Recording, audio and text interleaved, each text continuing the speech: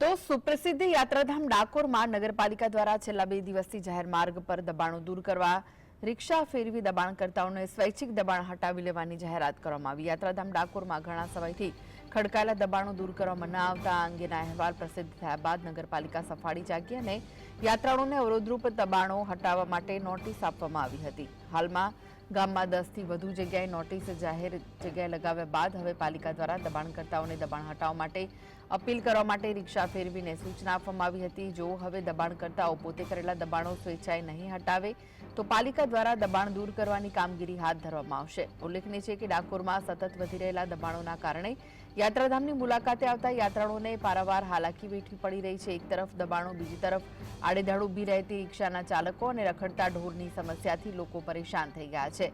ત્યારે હવે પાલિકા દ્વારા સત્વરે દબાણો દૂર કરાય તેવી માંગ સ્થાનિકો અને યાત્રાળુઓ દ્વારા કરાઈ છે। જો વાત કરવામાં આવે ડાકોર સુપ્રસિદ્ધ યાત્રાધામની તો અહીં ખરેખર દબાણો છે, એ દબાણોની હારમાળા સર્જાઈ છે।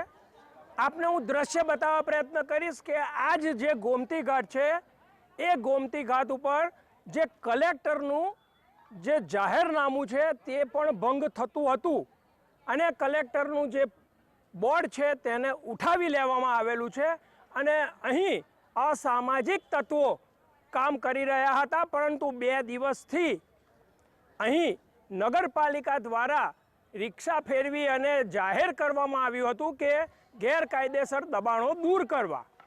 અત્યારે તમે દેખી રહ્યા છો તો આખો ગોમતી ઘાટ છે એક નેટ એન્ડ ક્લીન જોવા મળી રહ્યો છે, પરંતુ 2 દિવસ પછી આ જ ગોમતી ઘાટ ફરીથી તમે જોશો તો ફરીથી અહીં દબાણકર્તાઓ આવી ગયા છે।